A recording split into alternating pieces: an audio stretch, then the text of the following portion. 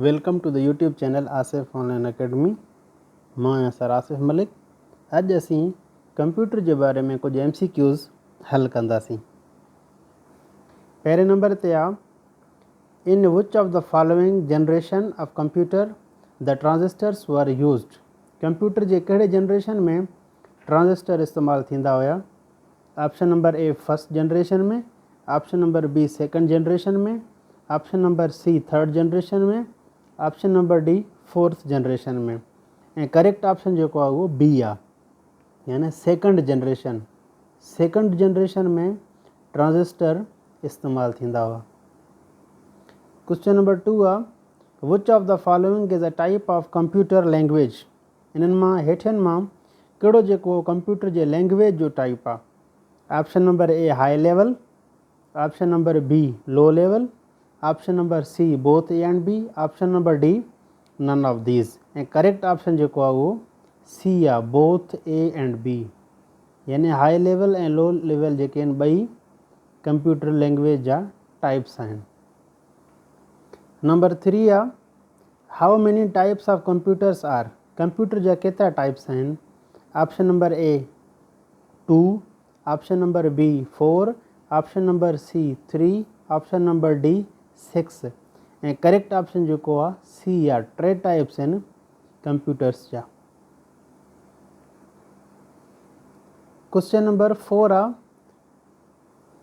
C is which of the following language.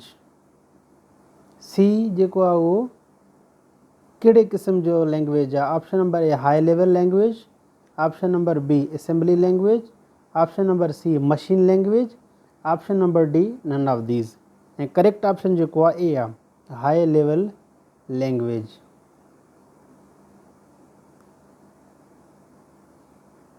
Question number 5 which of the following computers hardware is divided.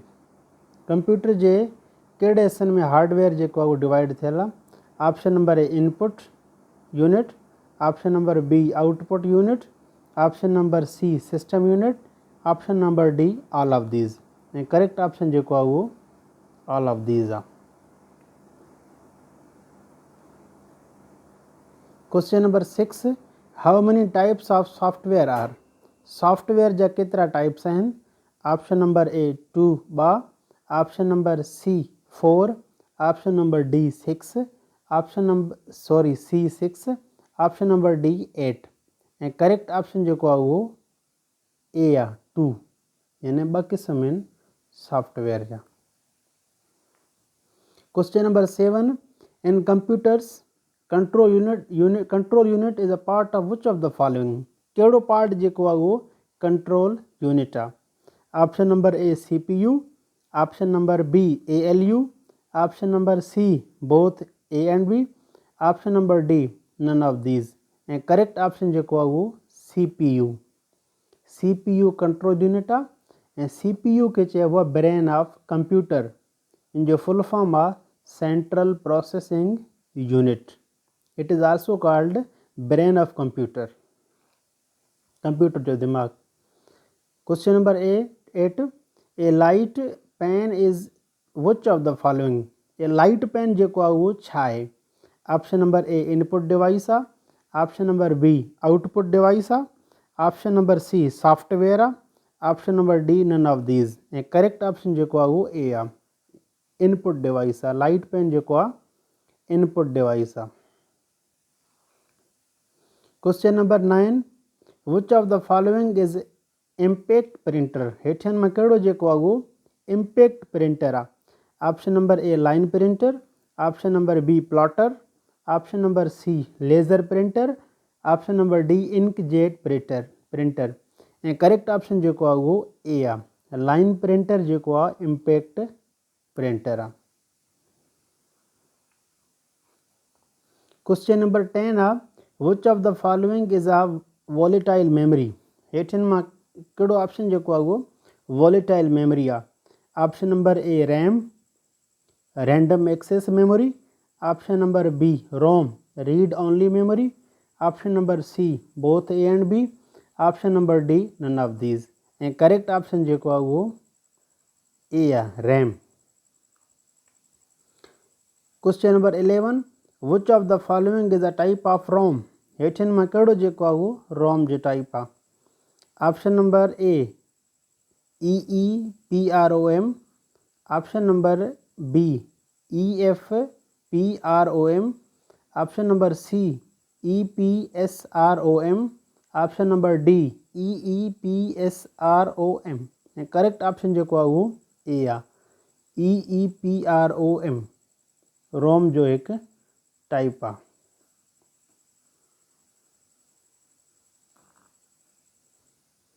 Question number 12 hard disk is which of the following hard disk जेको आहे उहो छा आहे option number A primary storage आहे option number B secondary storage आहे option number C both A and B option number D none of these ऐं correct option जेको आहे उहो बी आहे यानी hard disk is a secondary storage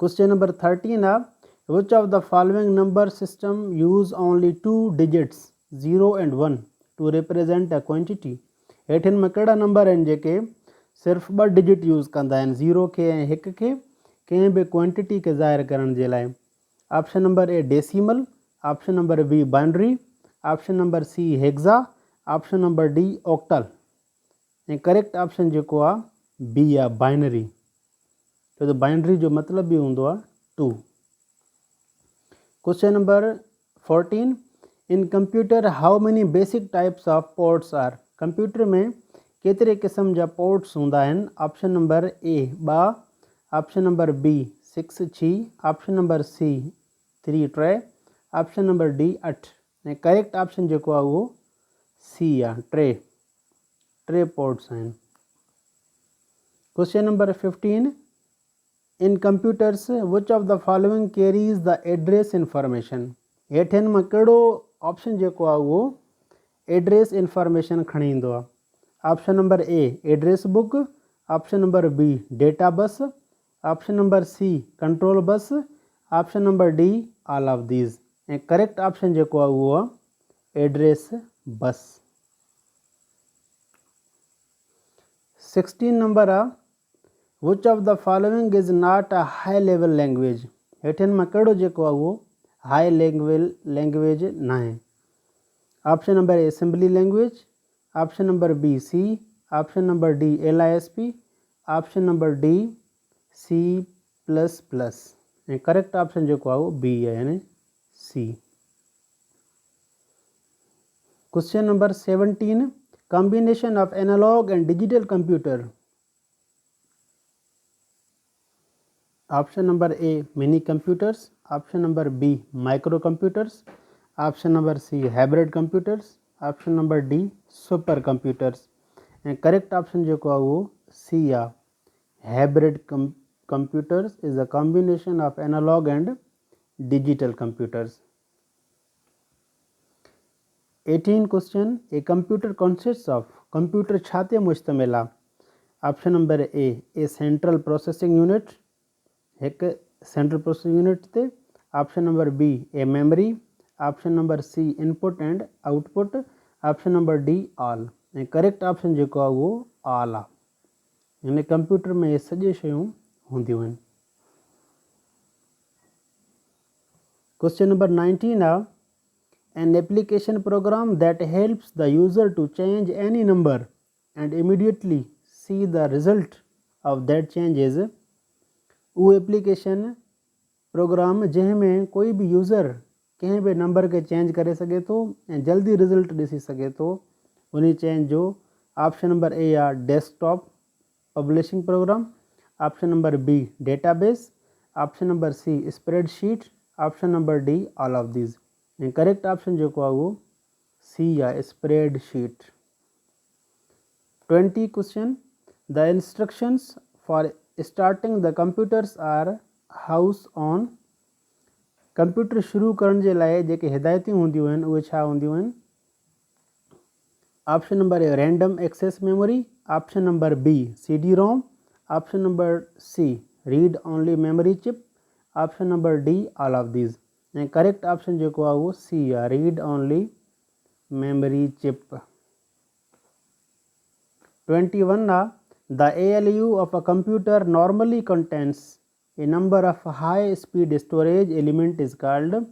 ALU computer में normally एक हाई स्पीड स्टोरेज एलिमेंट आ जैसे छा चइबो आहे.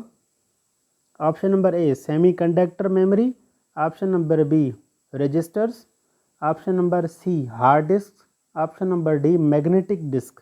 ऐं करेक्ट ऑप्शन जेको आहे उहो बी आहे registers. Question number 22. Which is an electronic device that can store temporarily a single bit of data. कहिड़ो इलेक्ट्रॉनिक डिवाइस आहे जेको आर्ज़ी तौर ते हिकु सिंगल बिट डेटा खे जमा करे सघे थो. Option number A latch, option number B buffer, option number C decibel printer, option number D dot matrix printer. ऐं करेक्ट ऑप्शन जेको आहे उहो लेच आहे. 23. A device that converts one type of signal into another is called. उहो device जेको हिकु क़िस्म जे signal खे ॿिए में कन्वर्ट करे उनखे छा चइबो आहे. Option number A punched paper tape, option number B transducer, option number C voice recognition unit, option number D all of these. ऐं करेक्ट ऑप्शन जेको आहे उहो बी आहे ट्रांसड्यूसर. 24 आहे A disk with usable recording surfaces on each side is known as. उहो disk जंहिंखे ॿिन्ही पासे रिकॉर्डिंग सरफेस हुजनि यानी ॿिन्ही पासे खे असां रिकॉर्डिंग जे लाइ यूज़ करे सघूं था.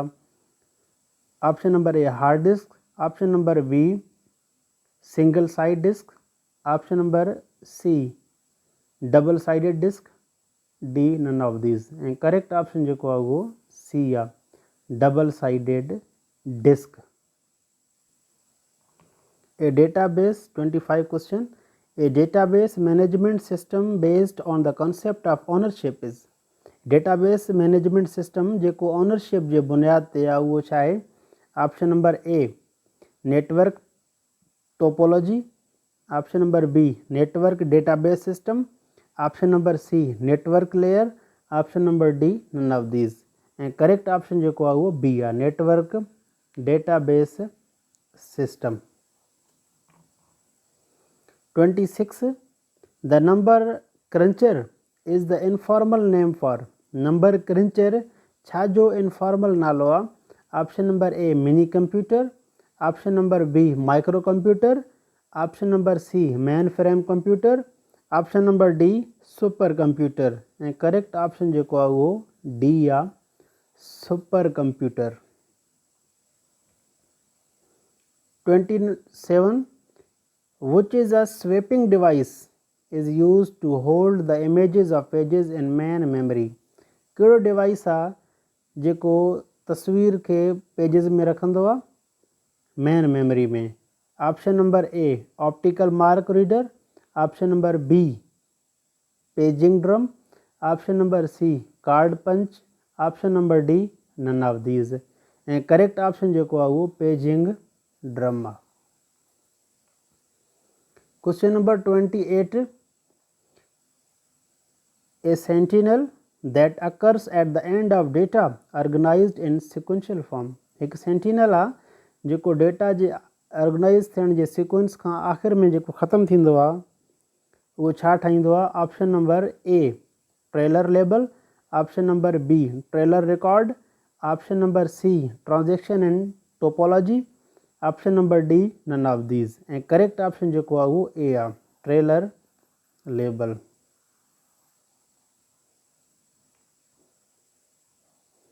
Question number 29. A factor which would strongly influence a business person to adopt a computer is. उहो जुज़ो जेको स्ट्रांगली असरु विझो थो कंहिं शख़्स खे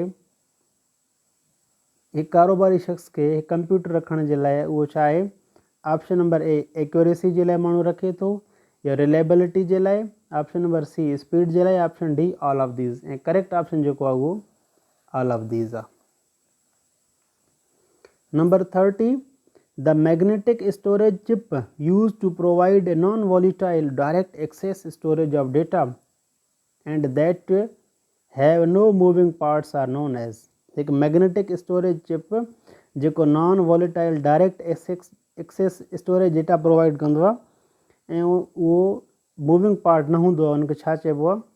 option number A magnetic core memory, option number B magnetic tape memory, option number C magnetic disk memory, option number D magnetic bubble memory. ऐं करेक्ट ऑप्शन जेको आहे उहो डी आहे, magnetic bubble memory.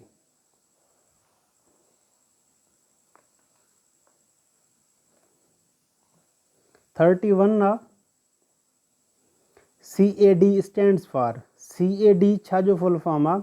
Option number A computer aided design, option number B computer algorithm for design, option number C computer application design, option number D all of these. ऐं correct option जेको आहे उहो A आहे, computer aided design.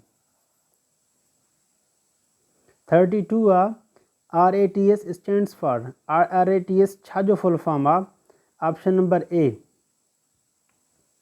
Regression analysis of time series, option number B regression analysis time sharing, option number C real analysis series, option number D all of these. ऐं correct option जेको आहे उहो A आहे, regression analysis of time series. Question number 33, in which year was chip used inside the computer for first time? पहिरों जेको आहे उहो कॾहिं कंप्यूटर में चिप इस्तेमालु कयो वियो? Option number A 1964, option number B 1975, option number C 1999, option number D 1944। ऐं करेक्ट ऑप्शन जेको आहे 1975 आहे, यानी पहिरों जेको चिप यूज़ कयो वियो 1975 में। 34 आहे What was the name of the first commercially available microprocessor chip? पहिरों जेको कमर्शियली माइक्रो प्रोसेसर हुयो चिप, उनजो नालो छा हुयो? Option number A Intel 308, option number B Intel 33, option number C Intel 4004, option number D Motorola 639। ऐं करेक्ट ऑप्शन जेको आहे उहो सी आहे, यानी Intel 4004। Question number 35, when was the first microcomputer built? पहिरों माइक्रो कंप्यूटर कॾहिं कॾहिं ठाहियो वियो? Option number A 1965, option number B 1962, option number C 1971, option number D 1966। ऐं करेक्ट ऑप्शन जेको आहे उहो 1965। 36 आहे an error in software or hardware is called a bug। Hardware या सॉफ्टवेयर में का ग़लती हुजे उनखे चइबो आहे bug. What is the alternative computer jargon for it? Alternate computer jargon छा आहे इन जे लाइ? Option number A leech, option number B squid, option number C slug, option number D glitch. ऐं करेक्ट ऑप्शन जेको आहे इहो ग्लिच आहे। 37 आहे modern computers are very reliable but they are not.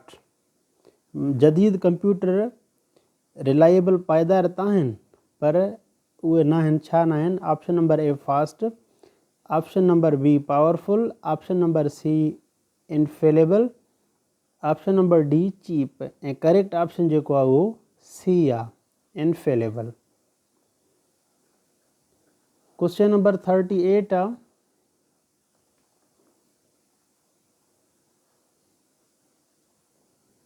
What is the name of the display feature that highlights the screen which requires operator attention? जे तो display feature जो नालो छा आहे जेको हाईलाइट करे थो स्क्रीन खे ऐं ऑपरेटर अटेंशन जे लाइ, जंहिंखे ज़रूरत आहे अटेंशन जे लाइ? Option number A pixel, option number B reverse video, option number C touch screen, option number D cursor. ऐं करेक्ट ऑप्शन जेको आहे उहो बी आहे, reverse video. Question number 39 what is meant by a dedicated computer. एक dedicated computer मां छा मुराद आहे। Option number A which is used by one person only, जंहिंखे सिर्फ़ु हिकु माण्हू इस्तेमालु करे। Which is option number B which is assigned one and only one task, या जंहिंखे सिर्फ़ु हिकु ऐं हिकु कमु ॾिनो वञे। ऑप्शन नंबर सी विच यूज़िज़ वन काइंड ऑफ सॉफ्टवेयर, जंहिंमें हिकु क़िस्म जो सॉफ्टवेयर इस्तेमालु थिए। D which is meant for application software, जेको एप्लीकेशन सॉफ्टवेयर लाइ इस्तेमालु थी वञे। ऐं करेक्ट ऑप्शन जेको आहे उहो बी आहे, यानी which is assigned one and only one task, जंहिंखे सिर्फ़ु हिकु कमु ॾिनो वञे।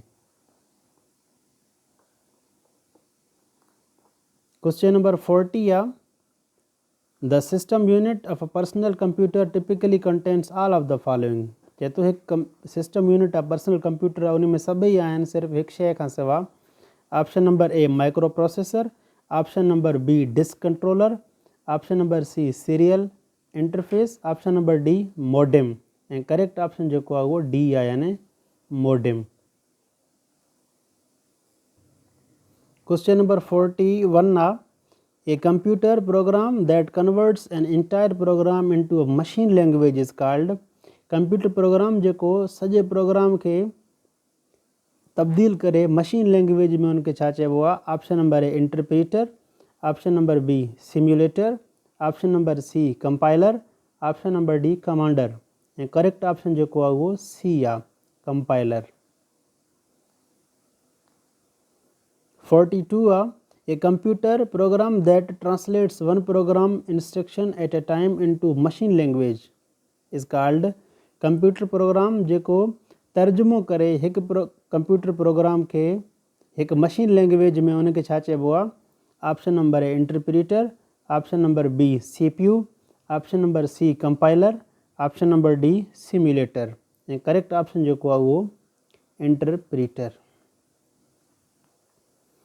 43 question a small or intelligent device is so called because it contains within it. हिकु नंढो ऐं हिकु ज़हीन डिवाइस उनखे चयो वेंदो आहे, छाजे करे उन में छा आहे।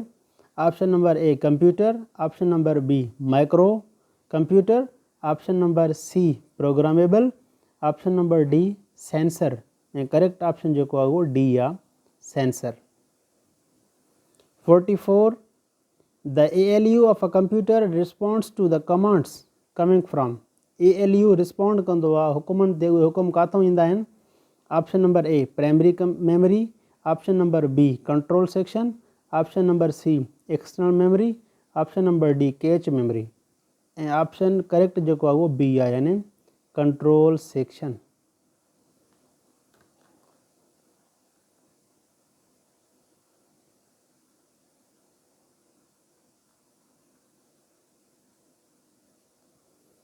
(45) आहे the act of retrieving existing data from memory. उहो अमल जंहिंमें डेटा खे असां मौजूदु डेटा खे रिट्रीव कयूं मेमरी में, उनखे छा चइबो आहे। Option number A read out, option number B read from, option number C read, option number D all of these. ऐं करेक्ट ऑप्शन जेको आहे उहो ऑल ऑफ दीज आहे। क्वेश्चन नंबर 46 आहे all modern computers operate on. सॼे जदीद computer हलंदा आहिनि छा ते। Option number A information, option number B floppies, option number C data, option number D word. ऐं करेक्ट ऑप्शन जेको आहे उहो सी आहे, यानी डेटा। 47 आहे instructions and memory address are represented by. Instruction ऐं मेमोरी एड्रेस खे छा सां ज़ाहिर कंदा आहियूं। Option number A character code, option number B binary code, option number C binary word, option number D parity bit. ऐं correct option जेको आहे उहो बी आहे, यानी बाइनरी कोड्स। 48 आहे which of the following code used in present day computing was developed by IBM corporation. जो कहिड़ो code जेको आहे उहो कंप्यूटिंग जे लाइ IBM कॉरपोरेशन डेवलप करे छॾियो, या IBA कॉरपोरेशन ठाहियो। Option number A ASC11, B हेली रेथ option number C Baudot code, option number D EBCDIC code. ऐं करेक्ट ऑप्शन जेको आहे उहो डी आहे। 49 आहे which is the latest write once optical storage media. हेठिन मां कहिड़ो जेको आहे उहो हिकु दफ़ो लिखण जे लाइ ऑप्टिकल स्टोरेज आहे। Option number A digital paper, option number B magneto optical disk, option number C WORM disk, option number D CD ROM disk. ऐं करेक्ट ऑप्शन जेको आहे उहो डी आहे CD रोम डिस्क। 50 आहे the most important advantage of a video disk is. तमामु अहम जेको फ़ाइदो आहे वीडियो डिस्क जो छा आहे। Option number A compactness, option number B potential capacity, option number C durability, option number D cost effectiveness. ऐं करेक्ट ऑप्शन जेको आहे उहो आहे बी पोटेंशियल कैपेसिटी। हे कंप्यूटर जे बारे में असां पंहिंजा MCQs पढ़ी चुका आहियूं ऐं वधीक बि असां इंशाअल्लाह MCQs हल कंदासीं या तव्हां सां शेयर कंदासीं जीअं तव्हांजी तयारी सुठे नमूने थी वञे। ऐं जेकॾहिं तव्हां तयारी खे कंटिन्यू करणु चाहियो था त असांजे चैनल खे सब्सक्राइब कयो, लाइक कयो ऐं शेयर कयो। जेकॾहिं कोई बि सवाल आहे तव्हां कमेंट में पुछी सघो था। महिरबानी, थैंक यू।